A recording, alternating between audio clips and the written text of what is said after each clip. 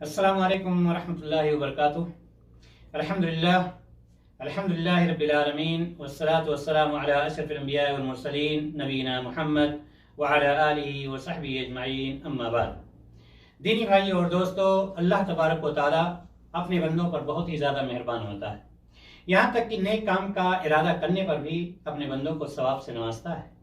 यानी है कि अगर कोई शख्स नेक काम करने का इरादा करता है लेकिन किसी सबब से उस काम को अंजाम नहीं दे पाता है, तब भी अल्लाह ताला उसको उसके नेक इरादे के मुताबिक सवाब से नवाज देता है।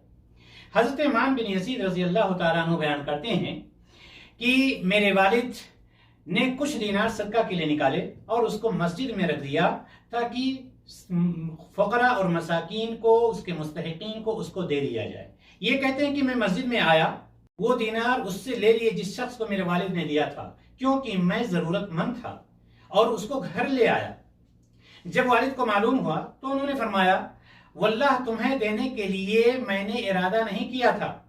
महान कहते हैं कि मैं अपने वालिद को आप सल्लल्लाहु अलैहि वसल्लम की खिदमत में ले आया और पूरा मामला मैंने आप सल्लल्लाहु अलैहि वसल्लम से बयान किया।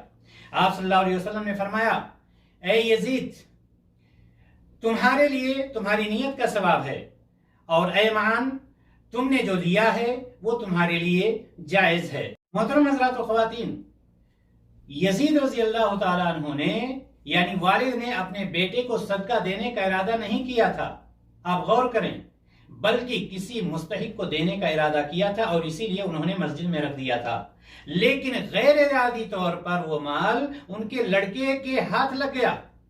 लेकिन अगरचे माल उन्हीं के घर से निकला था और उन्हीं के घर में वापस आ गया, लेकिन अल्लाह तबारक व तआला ने उनकी नेक नियति की वजह से उनको अजर सवाब से नवाजा। मालूम यह हुआ कि अगर कोई शख्स नेक नियति से किसी काम के करने का इरादा करता है लेकिन किसी सबब से नहीं कर पाता है, तब भी अल्लाह तबारक व तआला उसको सवाब से नवाजता है। अल्लाह तबारक व तआला हम सबको नेक अमल करने की तौफीक अता फरमाए। अस्सलामु अलैकुम व रहमतुल्लाह।